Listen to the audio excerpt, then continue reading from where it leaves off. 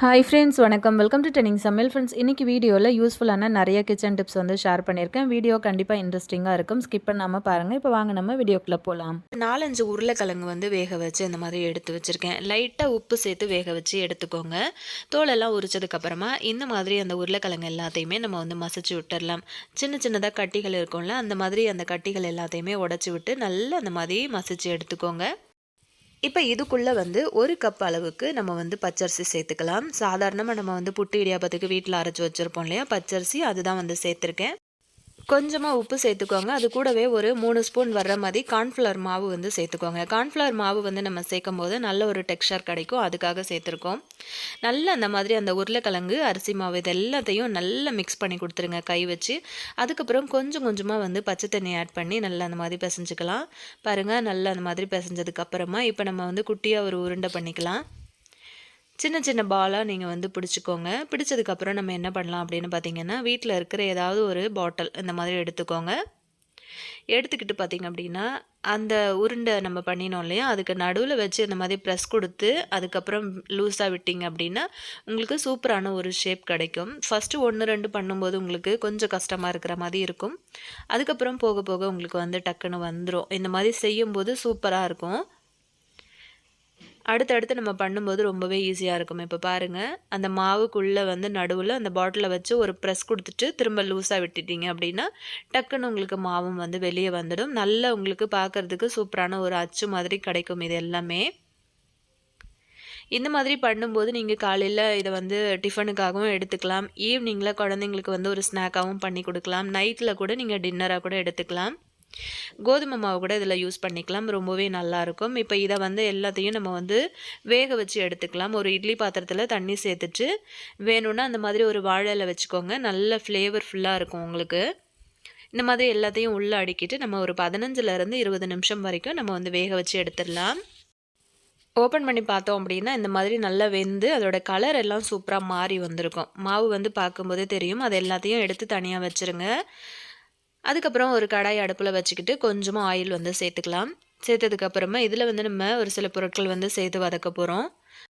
எண்ணெய் வந்து சூடானதுக்கப்புறம் கொஞ்சமாக வந்து கடுகு உளுந்தம்பருப்பு வந்து சேர்த்துருக்கேன். இப்போ இது வந்து நல்லா பொரிஞ்சு வரட்டும். இது கூட வந்து ஒரு 3லேருந்து 4 பெரிய சைஸ் வெங்காயம் வந்து சின்ன சின்னதாக பொடிசாக வந்து கட் பண்ணி எடுத்திருக்கேன். அதையும் வந்து உள்ளே சேர்த்துக்கலாம்.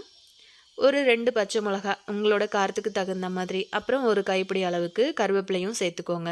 சேர்த்துட்டு நல்லா வந்து இதை வதக்கி விட்டுடலாம். இப்போ இது கூட கொஞ்சமாக வந்து சின்ன சீரகம் வந்து ஆட் பண்ணிக்கோங்க. நல்ல ஒரு ஃப்ளேவர் கொடுக்கும். அது கூடவே வந்து ஏதாவது வெஜிடபிள் வந்து உங்களுக்கு பிடிக்கும் அப்படின்னா அதுவும் சேர்த்துக்கலாம். நான் சின்னதாக ஒரு கேரட் வந்து துருவிட்டு சேர்த்துருக்கேன். இது கூட நீங்கள் வந்து பட்டாணி சேர்த்துக்கலாம். குட்டி குட்டியாக கட் பண்ண உருளைக்கிழங்கு கூட சேர்த்துக்கலாம். இப்போ வந்து கொஞ்சமாக மஞ்சப்பொடி சேர்த்துக்கலாம். அது கூடவே வந்து தனி மிளகாத்தூள் வந்து கொஞ்சம் ஆட் பண்ணிக்கோங்க. அது கூடவே வந்து கொஞ்சமாக கரம் மசாலா தூள், அதுக்கப்புறமா நம்ம மிளகுத்தூள் இல்லைன்னா சீரகத்தூள் இந்த மாதிரி எது இருந்தாலும் வந்து சேர்த்துக்கோங்க. கொஞ்சமாக வந்து 1 ஸ்பூன் இல்லைன்னா 1/2 ஸ்பூன் வர்ற மாதிரி நான் கொஞ்சமாக இஞ்சி பூண்டு பேஸ்ட்டும் வந்து சேர்த்துருக்கேன். சேர்த்துட்டு நல்லா அந்த மாதிரி கலந்து கொடுத்துடலாம். இந்த மிக்ஸ் வந்து ரொம்ப நேரம் வேகணும்னு அவசியம் கிடையாது. இப்போ இதுக்கு தேவையான உப்பு வந்து கொஞ்சமாக சேர்த்துக்கோங்க. சேர்த்ததுக்கப்புறமா பொடிசாக நறுக்கின தக்காளி வந்து ஒரு பெரிய தக்காளி வந்து எடுத்து இந்த மாதிரி சேர்த்துருக்கேன். அதையும் சேர்த்துட்டு தக்காளி வந்து நல்லா குழஞ்சி வரும் பாருங்கள். இப்போ நம்ம இதை வந்து ரெடியாக உள்ளே சேர்த்துக்கலாம். பார்க்கும்போது உங்களுக்கு தெரிஞ்சிருக்கும் நல்ல சாஃப்டாக இருந்தது. இது வந்து நீங்கள் செஞ்சு எவ்வளோ நேரம் கழித்து சாப்பிட்டா கூட ரொம்ப ரொம்ப சாஃப்டாக இருக்கும். அது மட்டும் இல்லாமல் டேஸ்ட் வைஸ் வந்து பார்த்திங்கன்னா ரொம்பவே அல்டிமேட்டாக இருக்கும். உங்கள் வீட்டுக்கு யாராச்சும் கெஸ்ட்டு வர்றாங்க அப்படின்னா சடனாக இப்படி செஞ்சு கொடுத்து பாருங்கள். கண்டிப்பாக பாராட்டு கிடைக்கிற அளவுக்கு அவ்வளோ டேஸ்ட்டாக இருக்குங்க. கொஞ்ச நேரத்தில் நம்ம இதெல்லாம் வந்து பண்ணி முடிச்சிடலாம். ஒரு 2 நிமிஷம் வந்து மூடி போட்டு அப்படியே சிம்லேயே வச்சிட்டிங்க அப்படின்னா நல்லா வெந்து வந்துடும். அதாவது நல்லா அந்த மசாலாவோட பச்சை வாசனை எல்லாமே போயிட்டு உங்களுக்கு சூப்பராக கிடைக்கும்.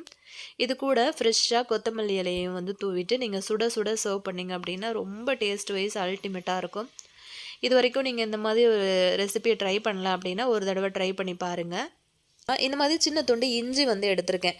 இப்போ இந்த இஞ்சியை வந்து யூஸ் பண்ணி சூப்பரான இருமல் சளிக்கு வந்து நல்லா கேட்குற மாதிரி ஒரு ஹோம் ரெமெடி தான் நம்ம வந்து பண்ண போகிறோம். இஞ்சியை தோல் சீவிட்டு நல்லா கழுவி சின்ன சின்ன பீஸாக கட் பண்ணி ஒரு மிக்ஸி ஜாரில் சேர்த்து நல்ல நைஸாக அரைச்சி எடுத்துகிட்டு வந்துடுங்க. அதுக்கப்புறம் அந்த மாதிரி ஒரு ஃபில்டர் யூஸ் பண்ணி நம்ம இந்த இஞ்சியோட சாறு எல்லாத்தையுமே நல்லா வடிகட்டி எடுத்துக்கலாம். இந்த மாதிரி நீங்கள் வடிகட்டி எடுத்ததுக்கப்புறம் அதோட சக்கையை வந்து நீங்கள் தூக்கி போடாமல் டீ போடும்போது நீங்கள் அந்த டீயில் வந்து சேர்த்துக்கோங்க. இப்போ பாருங்கள், நல்ல சுத்தமான இஞ்சி சாறு கொஞ்சம் கூட தண்ணி சேர்க்காம நல்லா அரைச்சி எடுத்து நம்ம வடிகட்டி எடுத்துக்கிட்டோம். இப்போ இந்த மாதிரி ஸ்டவ் ஆன் பண்ணிட்டு ஒரு கடாய் வச்சுருக்கேன். இதில் வந்து ஒரு 1/2 கப்லேருந்து 3/4 கப் அளவுக்கு நான் வந்து பனங்கற்கண்டு வந்து சேர்த்துருக்கேன். உங்ககிட்ட பனங்கற்கண்டு இல்லை அப்படின்னா ஒயிட் சுகர் இருக்குல்ல, அது கூட நீங்கள் சேர்த்துக்கலாம். இல்லைனா சாதாரண வெல்லம் கூட நீங்கள் சேர்த்து செய்யலாம். ஆனால் பனங்கற்கண்டு சேர்க்கும்போது உங்களுக்கு நல்ல ரிலீஃப் கிடைக்கும் இருமல் சளியிலேருந்து. ஏன்னா பனங்கற்கண்டு வந்து இருமல் சளிக்கு ரொம்பவே நல்லது. லைட்டாக ஒரு 1/2 டம்ளர் அளவுக்கு தண்ணி ஊற்றி அந்த பனங்கற்கண்டு வந்து நல்லா கரையிற மாதிரி காய்ச்சி கொடுத்ததுக்கப்புறமா வடிகட்டி எடுத்துக்கோங்க. லைட்டாக கரைஞ்சா மட்டும் போதும். ஏன்னா நிறைய டஸ்ட் இருக்கும் பனங்கற்கண்டு பொறுத்த வரைக்கும். அதனால இப்போ திரும்பவும் அதே கடாய் யூஸ் பண்ணி நம்ம ஆல்ரெடி எடுத்து வச்சுருக்கிற இஞ்சி சாறை வந்து ஃபஸ்ட்டு சேர்த்துக்கோங்க. இந்த மாதிரி சேர்த்து கலந்து விடும்போது உங்களுக்கு வந்து சீக்கிரமாக அதில் இருக்கிற பச்சை வாசனை எல்லாம் போயிடும். நல்லா போனதுக்கப்புறமா நம்ம வந்து ரெடியாக எடுத்து வச்சுருக்கிற பனங்கற்கண்டு சாறு இருக்கு இல்லையா, அதை வந்து சேர்த்துக்கலாம். சேர்த்துட்டு நல்லா அந்த மாதிரி கலந்து கொடுங்க. கொஞ்சம் நேரம் நீங்கள் அந்த மாதிரி கலந்து கொடுத்துட்டு இருக்கும்போதே நல்லா அது வந்து கொதிச்சு வரும். நல்லா பொங்கி பொங்கி வர்ற டைமில் ஒரு 1/4 ஸ்பூன் அளவுக்கு மஞ்சள் பொடி வந்து சேர்த்துக்கோங்க. நம்ம இந்த மாதிரி கலந்து கொடுக்கும்போதே அந்த ஒரு கம்பி பதம்னு நம்ம சொல்லுவோம் இல்லையா, பாகு பதம், அந்த மாதிரி வர்ற வரைக்கும் நல்லா காய்ச்சுங்க. அடுப்பு வந்து சிம்மில் கூட முடிஞ்ச வரைக்கும் வச்சுக்கோங்க. ஹை ஃப்ளேமில் சீக்கிரமாக நீங்கள் காய்ச்சணும் அப்படின்னு நினச்சிங்கன்னா அந்த சிரப்பு வந்து தீஞ்சிரும். ஸோ நம்ம வந்து வாயில் வைக்கும்போது கசப்பாக இருக்கும். கடைசியாக இறக்குறதுக்கு ஒரு 2-3 நிமிஷத்துக்கு முன்னாடி கொஞ்சமாக தேன் சேர்த்துக்கோங்க. 1 ஸ்பூன் அளவுக்கு தேன் சேர்த்துக்கோங்க. சேர்த்துட்டு நல்லா காய்ச்சி கொடுத்ததுக்கப்புறம் நம்ம வந்து பாகு டைட் ஆக போகிற டைமில் நம்ம இறக்கிட்டு இந்த மாதிரி உடனே வந்து பிளேட்டில் வந்து மாற்றிக்கோங்க. நான் வந்து ஒரு பிளேட்டில் லைட்டாக ஆயில் அப்ளை பண்ணி வச்சுருக்கேன். இப்போ இந்த பிளேட்டில் வந்து பார்த்திங்க அப்படின்னா நம்ம அந்த சிரப் எல்லாத்தையும் கொஞ்சம் கொஞ்சமாக வந்து எடுத்து ஊற்றிக்கலாம். இதை வந்து சூப்பரான ஒரு ஜிஞ்சர் கேண்டியாக கூட நம்ம வந்து யூஸ் பண்ணிக்கலாம். அதாவது இருமல் சளிக்கு வந்து நமக்கு ரொம்பவே இது நல்லது. குழந்தைங்களுக்கு ரெகுலராக 1, 2 அப்படின்ட்டு நீங்கள் கொடுத்துட்டே வந்தீங்க அப்படின்னா சீக்கிரமாக இந்த மார்பு சளியெல்லாம் இருக்கு இல்லையா, அது எல்லாமே வந்து ஃபுல்லாகவே ரிலீஃப் கொடுக்கும் குழந்தைங்களுக்கு. சின்ன பிள்ளைங்கள்லேருந்து பெரியவங்க வரைக்கும் தாராளமாக எடுத்துக்கலாம். இதில் நம்ம சேர்த்துருக்கிற ஐட்டம் எல்லாமே வந்து பார்த்திங்கன்னா ரொம்பவே ஹெல்த்தியாக, அதுவும் இல்லாமல் இருமல் சளிக்கு ரொம்பவே கேட்கும். இது வந்து செஞ்சதுக்கப்புறம் வந்து நானே அதை எடுத்து எடுத்து சாப்பிட ஆரம்பிச்சிட்டேன். அந்தளவுக்கு ஒரு டேஸ்ட்டாக இருந்தது. லைட்டான அந்த இஞ்சியோட காரம், அந்த தேனோட ஃப்ளேவர் எல்லாமே ரொம்ப ரொம்ப தூக்கலாக இருந்தது. இந்த மாதிரி செஞ்சு வச்சிட்டிங்க அப்படின்னா வீட்டில் வந்து குழந்தைங்கள்லேருந்து பெரியவங்க வரைக்குமே சளி பிடிக்குதுன்னா கண்டிப்பாக இந்த மாதிரியே செஞ்சு கொடுக்கும்போது நல்லா வந்து கேட்கும், நல்ல ஒரு ரிலீஃப் கொடுக்கும். நம்ம வந்து ரொம்ப அதிகமாக செஞ்செல்லாம் ஸ்டோர் பண்ண தேவை கிடையாது. வாரத்தில் ஒரு தடவை செஞ்சு வச்சுட்டிங்கன்னா 1 வாரம் 10 நாள் வரைக்குமே நம்ம வந்து ஸ்டோர் பண்ணி வச்சு சாப்பிட்லாம். ரொம்ப ரொம்ப டேஸ்டியாக இருந்தது, அல்டிமேட்டாக இருந்தது அப்படின்னே சொல்லலாம். இப்போ மழை பெஞ்சிட்டு இருக்கிறதுனால குளிரும் ரொம்ப அதிகமாக இருக்குது. குழந்தைங்களுக்கு சீக்கிரமாகவே வந்து சளி பிடிக்க ஆரம்பிச்சிடும். கண்டிப்பாக இதை வந்து எப்போவுமே செஞ்சு ஸ்டாக் வச்சுக்கோங்க. நெக்ஸ்ட் டிப் என்னன்னு சொல்லிட்டு பார்க்கலாங்க. நம்ம வீட்டில் வந்து கரப்பான்பூச்சி தொல்லை ரொம்ப அதிகமாக இருக்குது அப்படின்னா இன்றைக்கி சூப்பரான ஒரு சொல்யூஷன் தான் அதுக்கு பார்க்க போகிறோம். அதாவது கரப்பான்பூச்சிக்கு எந்த ஒரு ரெமெடியும் நம்ம வந்து பண்ண போகிறதில்ல. அந்த கரப்பான்பூச்சியை வராமல் தடுக்கிறதுக்கு ஒரு வழி தான் நான் இன்றைக்கி இந்த வீடியோவில் ஷேர் பண்ணியிருக்கேன். ரொம்ப யூஸ்ஃபுல்லாக இருக்கும் இந்த ஐடியா. ஸோ மறக்காமல் ட்ரை பண்ணி பாருங்கள். இப்போ நம்ம கிச்சனில் வந்து பார்த்திங்க அப்படின்னா மெயினாக இந்த சிங்க்குக்கு கீழே இந்த பைப்பு வந்து போகும் இல்லையா, இந்த இடத்துல அந்த கீழே வர அந்த ஒரு சின்ன பைப்பு வந்து பார்த்திங்கன்னா சைடில் நல்ல கேப் அதிகமாக இருக்கிறதுனால இது வழியாக வந்து கரப்பான் பூச்சிகள் வந்து அதிகமாக வர ஆரம்பிக்கும் ராத்திரி நேரங்களில். இது வந்து பார்த்திங்கன்னா இந்த சாக்கடை வழியாக வந்து மேலே வர்றதுனால அது நம்ம பாத்திரங்கள்லாம் சிங்கில் போட்டு வச்சுருக்கோம் அப்படின்னா அதிலெல்லாம் ஏறி ஃபுல்லாகவே வந்து சுற்றிட்டு இருக்கிறதுனால நிறைய வந்து ஹெல்த் ப்ராப்ளமும் வந்து அதிகமாகவே வந்து வரும். ஸோ இதை வந்து அவாய்ட் பண்ணுறதுக்கு இன்றைக்கி இந்த மாதிரி ஒரு பிளாஸ்டிக் கவர் மட்டும்தான் நம்ம இன்றைக்கி யூஸ் பண்ண போகிறோம். ஸோ இதை எப்படி வந்து நம்ம பண்ணுறது அப்படின்னு சொல்லிட்டு பார்க்கலாம். இந்த மாதிரி வீட்டில் கேரி பேக் இருக்கும் இல்லையா, ஸோ அதை எடுத்துக்கோங்க. இப்போ வந்து பார்த்திங்கன்னா அந்த பைப்பை நான் வந்து எடுத்திருக்கேன். இந்த பைப்பை நான் வந்து வெளியே எடுத்துட்டேன். இப்போ அந்த கேரி பேக்குக்குள்ளே அந்த பைப்பை அப்படியே வந்து உள்ளுக்குள்ளே விட்டுக்கோங்க. இப்படி விட்டதுக்கப்புறமா மேலே வந்து ஒரு ரப்பர் பேண்டு போட்டு வந்து சுற்றி விட்டுக்கோங்க. எப்போவுமே பார்த்திங்கன்னா மெயினாக நமக்கு கிச்சனில் இந்த மாதிரி கீழே அந்த பைப்பு வழியாக அந்த ஓட்டைகள் வழியாக தான் நமக்கு வந்து அதிகமாக கரப்பான்பூச்சிகள் வந்து வர ஆரம்பிக்கும். இந்த ஐடியா ட்ரை பண்ணி பாருங்கள். ரொம்ப ஈஸியாக உங்களை வந்து கரப்பான்பூச்சிகள் வராமல் அழகாக தடுத்துடலாம். இப்போது இந்த கேரி பேக் நம்ம போட்டிருக்கோம் இல்லையா, அதுக்கு மேலே அழகாக அந்த மாதிரி ஒரு ரப்பர் பேண்டு போட்டு நல்லா டைட்டாக ஒரு 2 சுற்று வரைக்கும் சுற்றி விட்டுக்கோங்க. நான் இந்த மாதிரி நல்லா டைட்டாக வந்து போட்டு விட்டுருக்கேன். ஸோ அப்படி போட்டதுக்கப்புறமா இப்போ பாருங்கள் நல்லா டைட்டாக இது செட் ஆகிடுச்சு இல்லையா. இப்போ அடி பக்கத்தில் வந்து பார்த்திங்கன்னா கொஞ்சமாக கேப் விட்டு கீழே கொஞ்சமாக பேக் வந்து கேப் விட்டுட்டு அடியில் ஒரு சின்ன துண்டு போர்ஷன் மட்டும் நம்ம வந்து கட் பண்ணி எடுத்துடலாம். ஸோ கட் பண்ணினதுக்கப்புறம் இது அப்படியே நம்ம வந்து அந்த பைப் இருக்கு இல்லையா, அதுக்குள்ளே தான் நம்ம வந்து விட போகிறோம். ஸோ அந்த மாதிரி விட்டதுக்கப்புறம் நம்ம வந்து அடுத்து என்ன பண்ணலான்னு சொல்லிட்டு பார்க்கலாம். பாருங்கள், கீழே கொஞ்சமாக நான் கேப் விட்டுருக்கேன். ஸோ இந்த மாதிரி வந்து அந்த பைப்புக்குள்ளே விட்டுருங்க. விட்டதுக்கப்புறமா வெளி பக்கத்தில் பார்த்தீங்கன்னா, இந்த பேக்கோட மேல் பக்கம் அதிகமாக நம்ம விட்டுருந்தோம் இல்லையா, ஸோ அதை அப்படியே கீழே வந்து வளைச்சிட்டு ஃபுல்லாகவே வந்து டேப் போட்டு ஒட்டிக்கோங்க. ஏதாவது ஒரு டேப்பு வச்சுருந்தீங்க அப்படின்னா போட்டு நல்லா டைட்டாக ஒட்டிக்கோங்க. இல்லைனா கயிறு எதுனா இருந்ததுன்னா போட்டு கட்டி விட்டுக்கோங்க. நான் என்கிட்ட இன்றைக்கி டபுள் சைடு டேப்பு தான் இருந்தது. ஸோ அது வந்து நான் வீடியோக்காக இந்த மாதிரி போடணும் அப்படின்னு சொல்லிட்டு ஒட்டி காமிச்சிருக்கேன் பாருங்கள். இந்த மாதிரி வந்து பண்ணும்போது அந்த பைப்பில் இருந்து எந்த ஒரு கேப்புமே உங்களுக்கு வந்து இருக்கவே இருக்காது. ஃபுல்லாக வந்து நம்ம கவர் போட்டதுனால இந்த வழியாக வந்து வர்ற கரப்பான்பூச்சிகள் எதுவுமே நமக்கு வந்து வரவே வராது. மெயின் வந்து பார்த்திங்க அப்படின்னா கிச்சன் வழியாக வர்ற கரப்பான்பூச்சிகள் தான் வீடு ஃபுல்லாகவே வந்து முக்கியமாக வந்து பரவ ஆரம்பிக்கும். இந்த ஒரு ஐடியா வந்து ட்ரை பண்ணி பாருங்கள். உங்களோடது அந்த சிங்க்குக்கு கீழே இருக்கிற பைப்பு ஓப்பன் டைப்பில் இருக்குது அப்படின்னா கண்டிப்பாக அதை க்ளோஸ் பண்ணுறதுக்கு ட்ரை பண்ணுங்கள். அப்படி க்ளோஸ் பண்ண முடியல அப்படின்னா இந்த மாதிரி ஒரு ஐடியா வந்து ஃபாலோ பண்ணி பாருங்கள். ரொம்ப ஈஸியாக இருக்குங்க. இப்போ இந்த மழை நேரத்துக்கு ரொம்பவே அதிகமாக கரப்பான்பூச்சிகள் வந்து வரும். ஸோ கண்டிப்பாக ட்ரை பண்ணுங்கள். இப்போ நம்ம அடுத்த டிப் என்னன்னு சொல்லிட்டு பார்க்கலாங்க.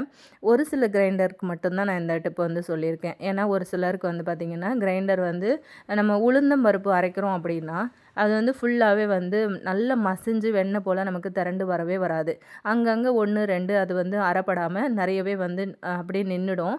இதை வந்து நான் ஒரு 2, 3 தடவை அந்த அம்மி ஆட்டுக்கல்லாம் செய்வாங்க இல்லையா, அவங்கக்கிட்ட கொடுத்து அந்த அவங்க உளி வச்சுருப்பாங்கள்ல, அது மூலமாக கூட அவங்க ட்ரை பண்ணி உள்ளுக்குள்ளே சின்ன சின்னதாக ஓட்டை, அதாவது அந்த கொத்துறன்னு சொல்லுவாங்க இல்லையா, அந்த மாதிரிலாம் எனக்கு பண்ணி கொடுத்தாங்க. அப்படி இருந்து கூட எனக்கு வந்து உளுந்தெல்லாம் போட்டோன்னா எனக்கு ஃபுல்லாகவே வந்து மசியாது. ஸோ அந்த மாதிரி வந்து எனக்கு மட்டும் இல்லை, நிறைய பேருக்கு அந்த பிரச்சனை இருக்கும். ஸோ அவங்களுக்கு ரொம்ப ஈஸியான ஒரு ஐடியா. இந்த மாதிரி ஃபஸ்ட்டு உளுந்தம் பருப்பு வந்து நீங்கள் ஊற வச்சுட்டு எடுத்துட்டிங்கன்னா இந்த மாதிரி மிக்ஸி ஜாரில் வந்து சேர்த்துக்கோங்க. மிக்ஸி ஜாரில் சேர்த்துட்டு கொஞ்சமாக ஒரு 1/4 கப் அளவுக்கு தண்ணி சேர்த்து இதை நல்லா கொர கொரன்னு அரைச்சி எடுத்துக்கோங்க. இந்த மாதிரி அரைச்சதுக்கப்புறம் நீங்கள் நார்மலாக கிரைண்டரில் வந்து சேர்த்துட்டு நீங்கள் அரைக்க ஆரம்பிச்சிங்க அப்படின்னா உங்களுக்கு வந்து நல்லா வெண்ணெய் மாதிரி அழகாக சூப்பராக திரண்டு வர ஆரம்பிச்சிரும். நான் வந்து மிக்ஸி ஜாரில் வந்து சேர்த்து அரைச்சிட்டேன். அதுக்கப்புறமா இப்போ நான் வந்து கிரைண்டரில் வந்து சேர்த்துருக்கேன். ஒரு சிலர் நினைப்பீங்க இதுக்கு நீங்கள் ஒரு வேளைக்கு 2 வேளை பார்க்குறதுக்கு மிக்சியிலே வந்து போட்டு எடுக்கலாமே, எதுக்கு கிரைண்டரில் அப்படின்னு நினைப்பீங்க. மிக்சியில் வந்து போடுறத விட நமக்கு வந்து கிரைண்டரில் போட்டு அரைக்கும்போது நல்ல வெண்ணெய் மாதிரி அந்த கல்லில் வந்து மசிகிறதுனால உளுந்தம்பருப்பு வந்து பார்த்திங்கன்னா நல்ல உபரி அதிகமாக கொடுக்கும். அதே மாதிரி உங்களுக்கு வந்து இட்லியும் நல்லா புசு புசுன்னு பொங்கி வரும். ஸோ அதுக்காக தான் நான் இன்றைக்கி மிக்சியில் அரைச்சிட்டு அதுக்கப்புறம் வந்து கிரைண்டரில் வந்து சேர்த்துருக்கேன். மிக்ஸி கப்பும் வந்து ஈஸியாக கழுவிடலாம். அப்படியே மாவை வந்து வலிச்சு இதில் போட்டுட்டிங்க அப்படின்னா கொஞ்சமாக தண்ணியை ஊற்றி ஒரு 2 ஓட்டு ஓட்டி எடுத்திங்க அப்படின்னா ஃபுல்லாக உங்களுக்கு வந்து க்ளீன் ஆகிடும். பாருங்கள், கொஞ்சம் நேரத்துக்கெல்லாம் வந்து அந்த உளுத்தம் பருப்பு நல்லா வெண்ணெய் மாதிரி பந்து போல் திரண்டு வந்துருச்சு. ஸோ இப்போ வந்து பார்த்திங்க அப்படின்னா இன்னொரு இதில் ப்ளஸ் என்ன அப்படின்னா குயிக்காக உங்களுக்கு மாவு அரைக்கிற வேலை முடிஞ்சிடும். உளுத்தம் பருப்பை பொறுத்த வரைக்கும் தான் நமக்கு நல்லா மசிஞ்சு வெண்ணெய் மாதிரி வர்றதுக்கு டைம் ரொம்ப எடுக்கும். அதே நம்ம மிக்சியில் போட்டு ஓட்டிட்டு அதில் போட்டுட்டோம் அப்படின்னா அரிசி வந்து 5 நிமிஷத்தில் உங்களுக்கு வந்து மசிஞ்சிரும். ஸோ மாவரைக்கிறதுக்கான நேரமுமே வந்து உங்களுக்கு ரொம்பவே மிச்சம் பண்ண முடியும். கண்டிப்பாக இந்த ஐடியாவும் பிடிச்சிருக்கும்னு நினைக்கிறேன். ட்ரை பண்ணி பாருங்கள். வேறு ஒரு வீடியோவில் பார்க்கலாம் ஃப்ரெண்ட்ஸ்.